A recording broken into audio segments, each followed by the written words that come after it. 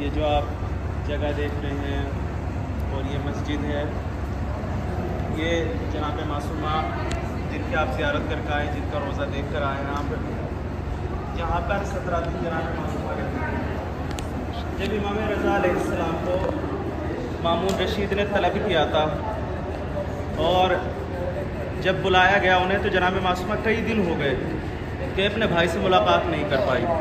تو جناب معصومہ نے کیا سوچا کہ وہ قم کی طرف روانہ ہو، یعنی مشہد کی طرف آئے۔ وہ چند لوگوں کو ساتھ لے کر گئی اور اپنے بہن بھائیوں سب کو ساتھ لے کر آئی، اور جیسے ہی قم کے نزدیک آئی، روایت میں ملتا ہے کہ جو قافلے میں ان کے ساتھ لوگ تھے انہیں شہید کر دیا، اور اسی میں ان کے بہن بھائیوں کو کئی لوگوں کو شہید کر دیا۔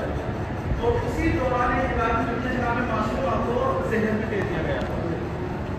جب جناب معصومہ کو زہر دے دیا گیا تو ان کے کچھ لوگوں نے استقبال کیا، ان کے لیے گئے، خوشی سے گئے کہ بھئی جناب معصومہ آئی ہیں، اور ان کے قریب گئے اور انہیں لے کر یہاں پر آئے۔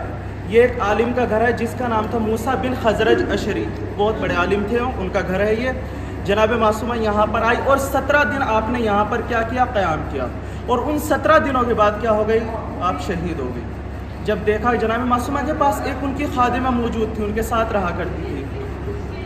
جب جناب معصومہ کو خبر ملی کہ امام رضا شہید ہو گئے، انہیں پتہ چل گیا کہ شہید ہو، جناب معصومہ بے چین ہو گئی اور چیخ چیخ کر رونے لگی۔ روایت میں ملتا ہے چیخ چیخ کر رونے لگی، اور کچھ دیر کے بعد جناب معصومہ اس دنیا سے چلی گئی۔ تو کنیز نے باہر جا کر کہا کہ امام رضا علیہ السلام کی بہن اس دنیا سے چلی گئی، امام موسیٰ کاظم علیہ السلام کی بیٹی اس دنیا سے چلی گئی۔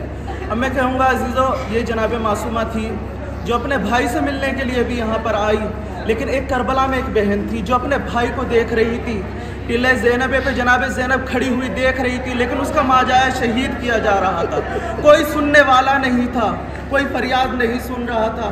لیکن میں کہوں گا جناب معصومہ آپ خوش نصیب ہے، آپ کو دفن بھی کیا گیا، آپ کی نماز میت بھی پڑھائی گئی، لیکن ذرا کربلا میں جائیے، ایک زینب تھی جس کے ماجایا کو 3 دن کا بھوکا پیاسا شہید کیا گیا، نہ کوئی کفن دینے والا تھا۔